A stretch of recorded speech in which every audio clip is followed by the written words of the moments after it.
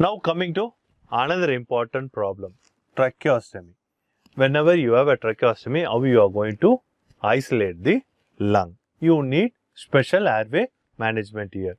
Here the airway is shortened because of tracheostomy, and total laryngectomy if done will limit orotracheal intubation. You cannot pass the tube orally. You have to deal only through the tracheostomy stoma. The usual double lumen tube is too long and have a larger outer diameter, and it is too rigid to be used in the tracheostomy stoma. The tracheostomy stoma is too small to accommodate the double lumen tube, which can totally damage the airway. Placement of double lumen tube through tracheostomy stoma may be prone for malposition. Maybe it is usually prone for malposition because here the airway is altered and the double lumen tube does not fix to the anatomy of the tracheostomy.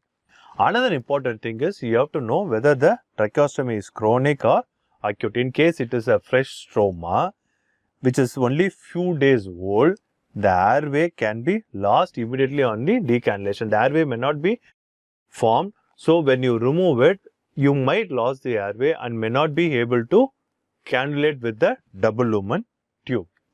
So what are the various alternatives to achieve one lung ventilation in tracheostomy? Insertion of a single lumen tube. You take the tracheostomy tube and insert a single lumen tube followed by an independent bronchial blocker passed coaxially or externally to the single lumen tube. That is the first way where you can achieve one lung ventilation in tracheostomy.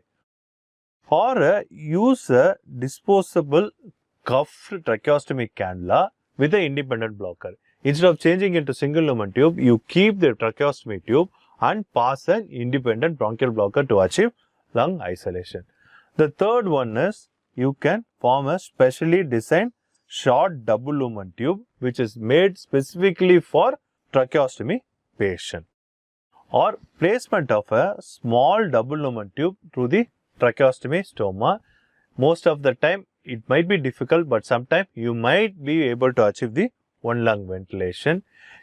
If possible, oral access to the airway for standard placement of TLT or blocker.